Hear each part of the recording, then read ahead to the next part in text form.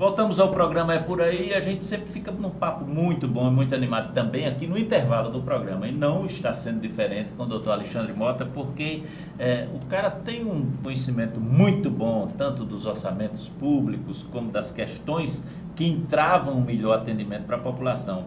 E eu deixei no bloco anterior, embora a gente tenha dois assuntos aí do bloco anterior, mas eu deixei uma pergunta que eu repito agora para doutor Alexandre. Doutor Alexandre, dos entes federativos, municípios, estados e União, todos estão cumprindo com o que deveriam cumprir para a saúde pública da população? Não, porque o problema é o mesmo. Se você tem pouco dinheiro para gerir a saúde, você vai ter problema com o ente municipal, o estadual e o federal. Então, essa questão do dinheiro que vem para o SUS, que financia o SUS, que paga as contas do SUS, que paga os profissionais, se não resolver a tal da emenda 95 na próxima legislatura, ou seja, revogar essa emenda, nós vamos continuar com problemas seríssimos. Aí a gente está voltando agora para o assunto da emenda, né, que você tinha começado e eu tinha atrapalhado, desculpa. Mas vamos traduzir para o cidadão o que é essa emenda 95 e em que é que ela atrapalha a prestação de saúde pública para a população.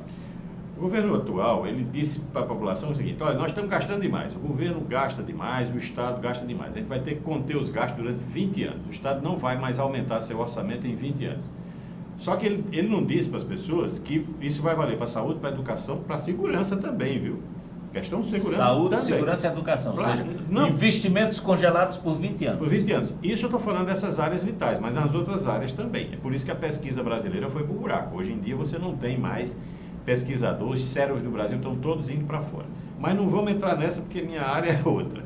Então, a gente está falando aí que e esse assunto dos pesquisadores é um assunto já amplamente debatido e discutido, porque acabou dinheiro para pesquisa no país. No país. Você tem uma ideia, a Universidade Federal do Rio Grande do Norte, vamos puxar para a pesquisa de estudantes que estão iniciando na pesquisa, em anos anteriores, a gente chegou a ter quase 1.000 pesquisadores no CNPq. E neste ano de 2018, a gente tem apenas um estudante financiado pelo CNPq. Nenhum país grande do mundo abriu mão de seu setor de pesquisa. Nenhum. O Brasil está abrindo. Pois bem, essa emenda passou e ela está vigorando no Brasil. Então, significa dizer que durante os próximos 20 anos, o que se gastava do ano passado para cá vai ser a mesma coisa que vai gastar daqui a 20 anos. Eu tenho 54 anos, com 74 anos, quando eu tiver com essa idade, o governo vai estar gastando a mesma coisa de agora. Então, com saúde pública? Com saúde pública, com educação, com segurança. Então, o indivíduo em casa que está assistindo o programa, ele precisa pensar o seguinte: bom, isso é uma loucura, porque as pessoas vão envelhecer mais, vão nascer mais pessoas e vão, eventualmente, ocorrer epidemias, como agora existe o risco de acontecer a epidemia de sarampo. Pelo baixo nível de vacinação que tem na população. Imagine essa circunstância, é uma situação prevendo de acontecer um caos na saúde. Então, por mais que o gestor possa ser um gestor adequado, por exemplo... Por mais que melhore a gestão... Você, sem dinheiro, você não faz saúde pública. Isso aí não faz. Não faz e não tem como fazer as coisas gerirem bem. Vou citar um exemplo. O Dr. George Antunes foi secretário de saúde até recentemente. Eu trabalhei do Estado. Agora ele está na gestão do município. Ele certamente está enfrentando no município os dilemas que enfrentava quando estava na gestão da Secretaria Estadual. Ótimo gestor, pessoa honrada, séria, interessada em resolver os problemas da saúde, mas não vai ter com credibilidade, né? Na classe médica, no meio dos trabalhadores da saúde. Com certeza. Mas veja, é um dilema que ele vai enfrentar porque ele não tem o aporte financeiro necessário para fazer as coisas. As coisas são caras, é necessário você equipar. Só para citar um exemplo, Natal, por exemplo, tem um déficit, me foge agora exatamente o número de saúde, de equipe de saúde da família. Mas você tem uma imensa quantidade de áreas descobertas, onde o indivíduo não tem o posto de saúde funcionando e ele é obrigado a pegar o posto da região vizinha. O que do ponto de vista prático acontece? Ele fica com assistência prejudicada, sobrecarrega a área que deveria estar funcionando bem, adequada. Ele e toda a família, né? Ele e toda a família. Aquela região descoberta, ela tende a sobrecarregar aquela área vizinha e muitas vezes isso atrapalha o planejamento do esquema da saúde da família, que é um esquema de medicina preventiva, ou seja, vai criar as condições das pessoas não adoecerem, vai fazer as condições das pessoas terem a saúde adequada ali na porta de casa. Veja, se isso não funciona, para onde é que vai esse indivíduo? A coisa dele vai agudizar, a doença dele vai agudizar, ele vai ter que procurar uma UPA ou mesmo procurar os hospitais. Os hospitais. Os hospitais de uma forma geral. É. Isso sobrecarrega o sistema. Então você tem E vai chegar no hospital dizendo que o atendimento dele, a necessidade é de urgência e de emergência. E muitas vezes é. E muitas vezes, ou seja, aquilo que era prevenível, aquilo que era tratável, chegou numa condição tal que agora não é mais, já virou urgência. E aí você tem o que acontece hoje no Valfredo, né? Você vai trabalhar no Valfredo e vê aquela infinidade, aquela coisa desumana, indigna, que é você ter os corredores completamente lotados. E não é por culpa nem da gestão do hospital, nem dos profissionais que estão lá, que em sua maioria são abnegados. Aí a gente fica no dilema. Se o negócio é tão complicado como você afirma, não tem solução? Tem. Olha, é só a gente olhar os demais países por aí afora. Eu já tive a oportunidade. Outros exemplos, né? Só olhar os exemplos onde está funcionando. Vamos pegar um país extremamente pobre que tem saúde pública funcionando de maneira adequada. Cuba. Aí as pessoas dizem, não, mas Cuba é comunista. Não me interessa o que ela é. O que interessa é que a saúde Se bem que pública está deixando de ser, né? Está abrindo tá aí, abrindo até mais. A Constituição de Cuba está mudando. Isso. Mas Cuba é um país que funciona... E o nome comunista também foi extinto da Constituição nova. Não? Parece que saiu. O que é interessante é que eles, historicamente, têm um sistema de saúde adequado. Aí você pega, não, então vamos pegar um exemplo capitalista. Vamos pegar Inglaterra. Ninguém pode dizer que a Inglaterra é um país socialista ou de viés de esquerda. É capitalista e funciona também. Isso. O sistema de saúde lá funciona muito bem, é referência internacional. Você vai para o Canadá, o sistema de saúde funciona. Você vai para a Espanha, o sistema de saúde público funciona. Então, veja, é um bem da sociedade. A sociedade tem que entender que a política de saúde pública, ela é uma coisa que deveria independer dos governos. Uhum. Seja de direita, seja de esquerda, os governos deveriam entender que a saúde pública é uma necessidade social. As pessoas precisam de saúde pública.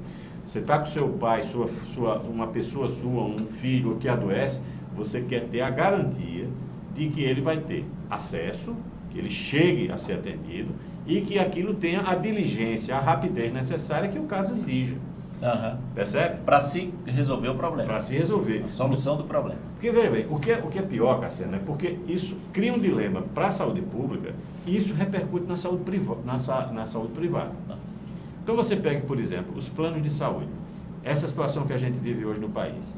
Os planos de saúde perderam carteira, ou seja, as pessoas perderam usuários. E essas pessoas, por sua vez, estão sobrecarregando o sistema público. Estão sobrecarregando um sistema que já era sobrecarregado. Ou seja, está inchando o que já estava inchado. E aí o cidadão de casa diz o seguinte, eu estou sem condições de pagar meu plano de saúde. E ele se vê um dilema, porque o sistema de saúde privado já não é bom. Inclusive, ele é mais mal avaliado do que o SUS.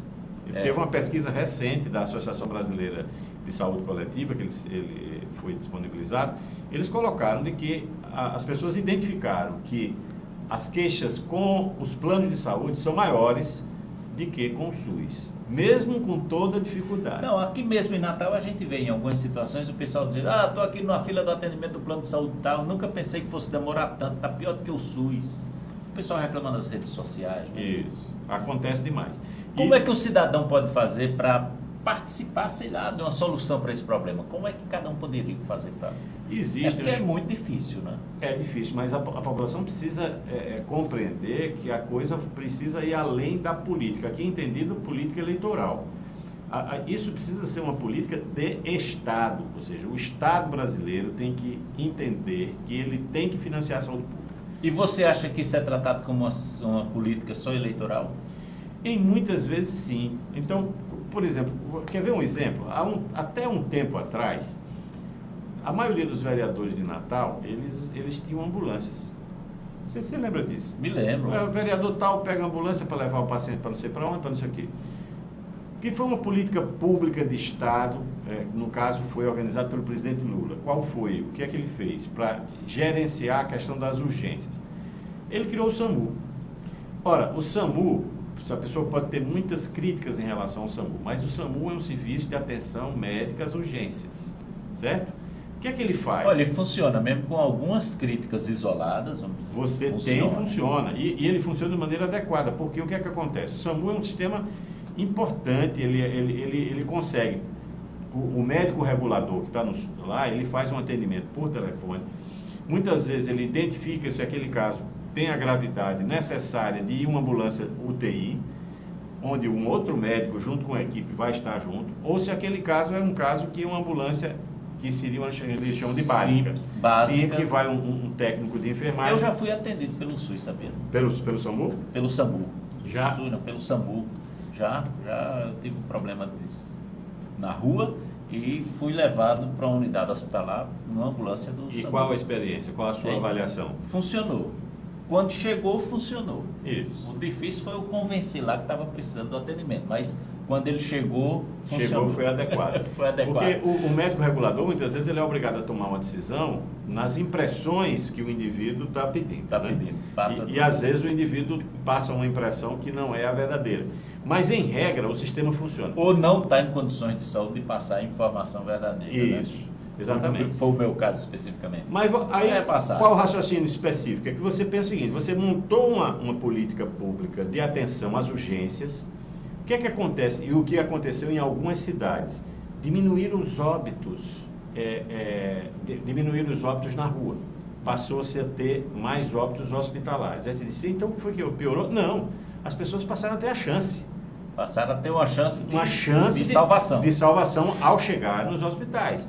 Porque o indivíduo não é só como as ambulâncias dos prefeitos, dos vereadores faziam, só o transporte. O indivíduo ele já é atendido na assistência pré-hospitalar. Quando começa o transporte, ele já está sendo atendido. Ele já está sendo atendido. Precisa passar um soro, precisa fazer uma medicação, ele já está sendo direcionado. Isso é uma política pública. Na hora quando você não tem a política pública, passam as iniciativas individuais. O vereador que botava a ambulância era uma iniciativa individual. Eleitoreira ou não, ou por boa vontade. Funcionava o transporte. O transporte, mas... Não é verdade? Mas isso que é? Você criava um vínculo, porque o Estado não funcionava, você criava um... Era a ausência do Estado que permitia isso. Que é isso que fundamenta as deficiências do SUS. Ou seja, na medida em que o SUS, na medida em que a saúde pública não funciona, o que é que as pessoas procuram? Ou o auxílio de um político desse que possa ajudar, ou a iniciativa privada. Então... Certo, mas como solucionar isso? É um problema difícil, né? Mas vamos discutir a solução, mas no próximo bloco. Vamos a mais um intervalo comercial e depois nós continuaremos com essa entrevista que está bastante informativa, muito esclarecedora. Eu garanto para vocês que eu estou impactado aqui com a forma fácil de colocar o funcionamento da saúde pública hoje que tem o Dr. Alexandre Mota. E eu estou realmente satisfeito com o que eu estou aprendendo a partir das declarações dele. Aguarde um instante só e já voltamos.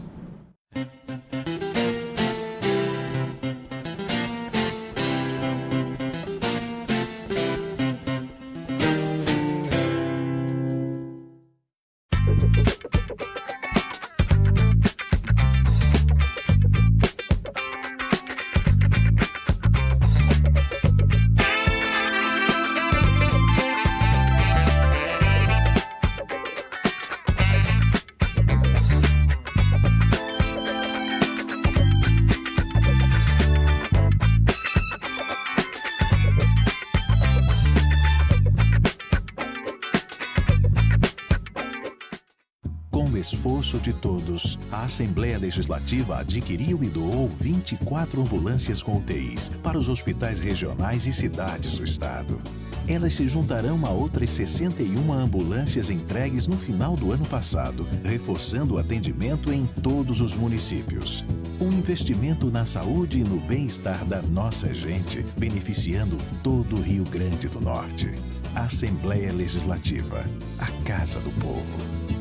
A Natal Rigor abriu uma nova loja na Avenida Jaguarari, no bairro de Lagoa Nova, onde lhe oferece um amplo estacionamento. Uma nova loja que abrimos aqui na Avenida Jaguarari, número 2006. O novo telefone é 3206-4832. Lá você encontra looks masculinos e femininos modernos que atendem todos os tipos de festas, além de fantasias. Com um detalhe, o preço mais acessível da capital. Acredito que o nosso cliente vai gostar desse novo espaço. Natal Rigor, sinônimo de elegância. O verdadeiro paraíso entre dunas e falésias, no litoral Costa Branca. Localizado na praia de Upanema, o Hotel Costa Atlântico proporciona bons momentos às paisagens belas da região. Seus serviços de hospedagem transformam a viagem num momento de total descanso, lazer, aconchego e bom atendimento no mesmo lugar. Por isso, seja bem-vindo ao Hotel Costa Atlântico, Rua da Praia, sem número, Praia de Upanema, Areia Branca RN, 84-3332-4400. Tá todo mundo comprando e economizando na Madeireira Beira Rio. Madeiras e material para construção, tudo em um só lugar. O mais completo estoque da cidade em pisos, argamassa, material elétrico, hidráulico e tintas. Madeireira Beira Rio, na rodovia BR-304, em frente à estação rodoviária Giran Ramos do Amaral. Telefones 3314-0500 e 3312-7313.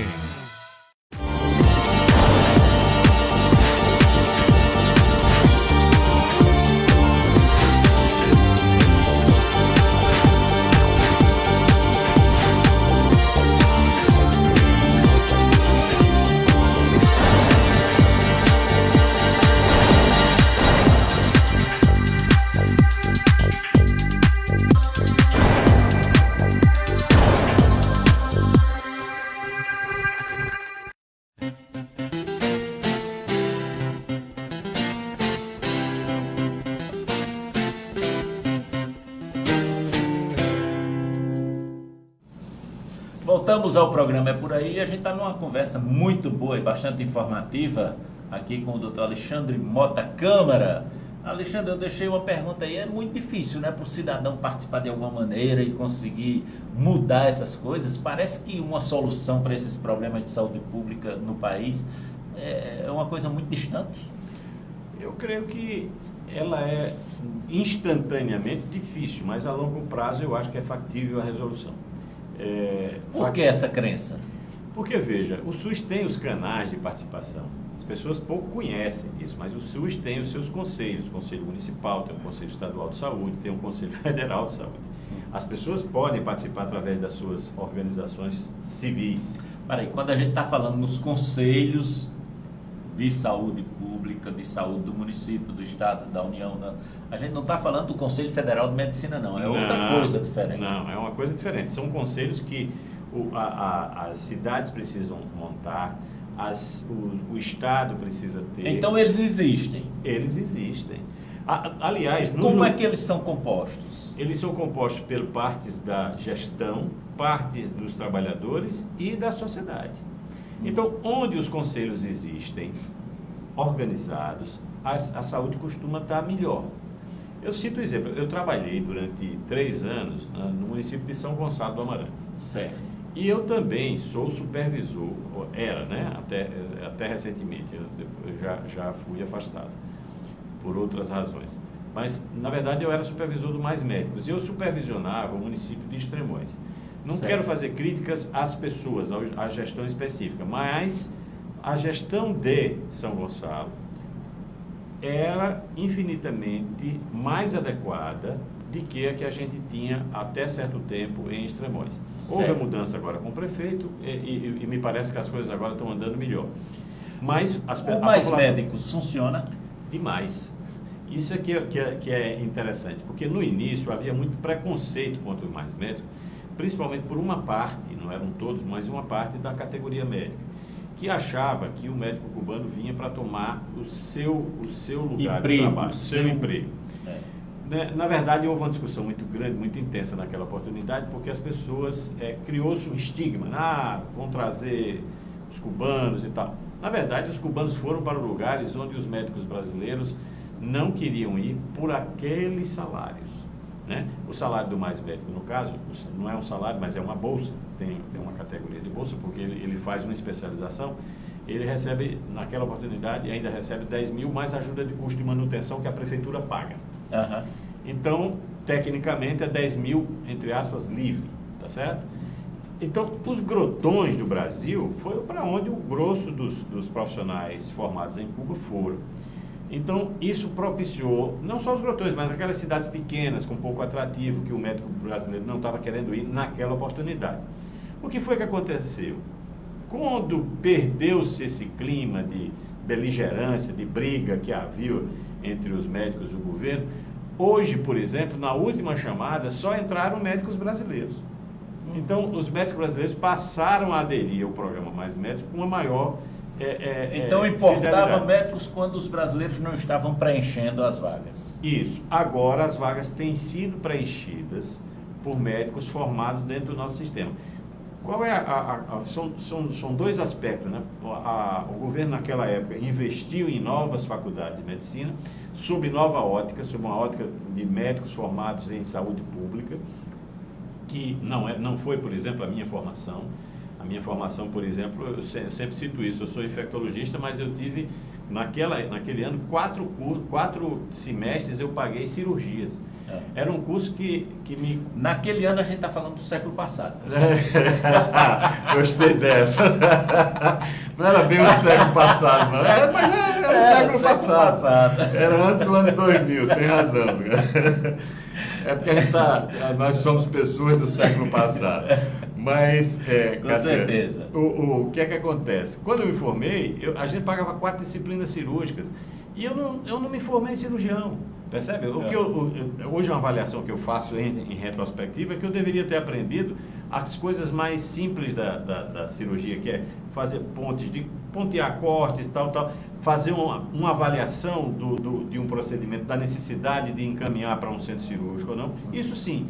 Né? Mas, na verdade, eu aprendi coisas de cirurgia que eu nunca vou aplicar porque eu não me especializei. Mas onde eu quero chegar nessa história é que mudou-se a formação. Mas a formação está mudando para se adequar a essa visão.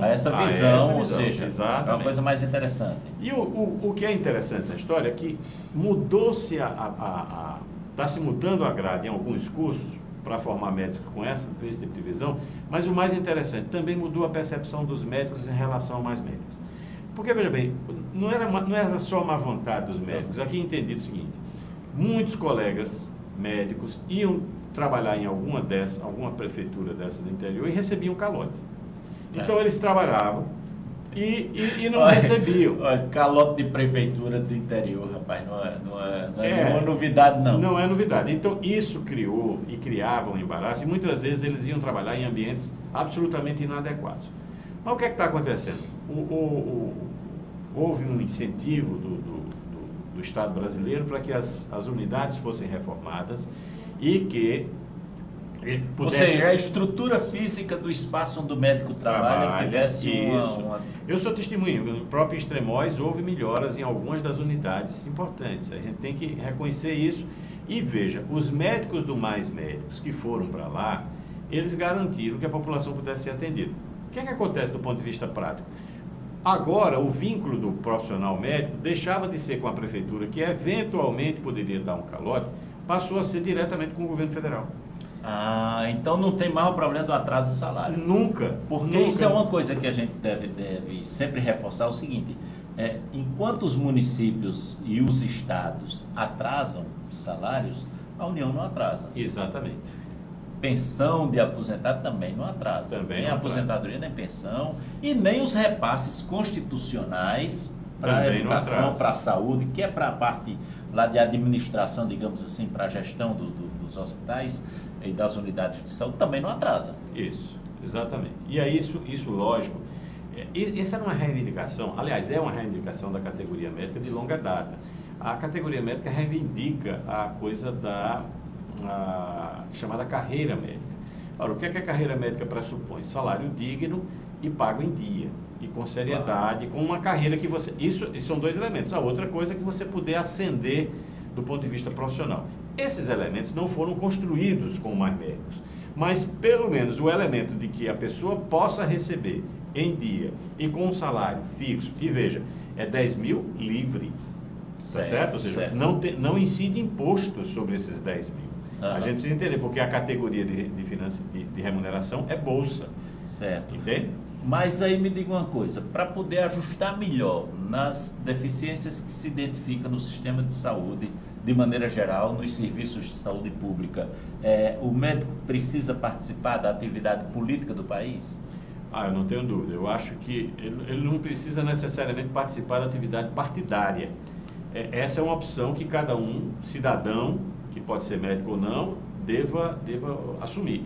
Eu acho importante, isso é uma opinião particular minha, eu acho que é importante que as pessoas participem da vida pública, porque é no espaço público que se define as repercussões da vida privada. Você está dizendo que defende, mas você participa? Não me responda agora não. Vamos a mais um intervalo comercial e a gente volta. Aí sim, agora vamos falar um pouquinho também sobre essa participação do cidadão na política do país, para ver se é interessante realmente se isso funciona. Aguardo um instante só e voltamos para continuar essa conversa que está muito boa aqui com o doutor Alexandre Mota. Olha que o papo agora está evoluindo para uma situação bem mais interessante. Aguardo um instante só e já voltamos.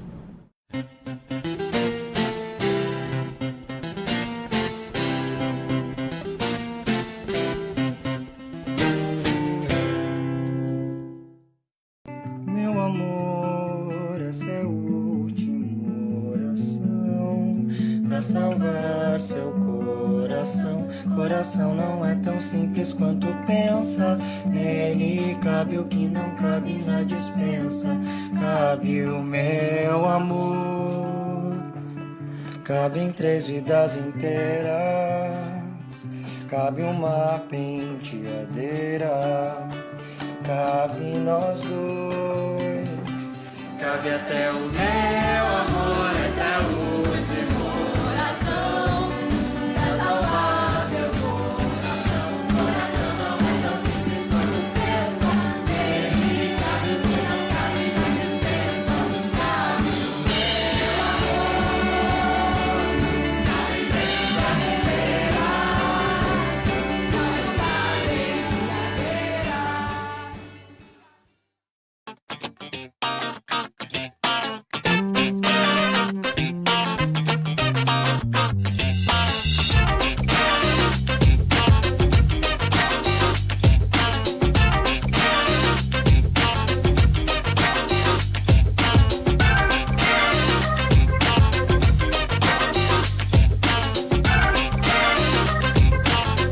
penteadeira.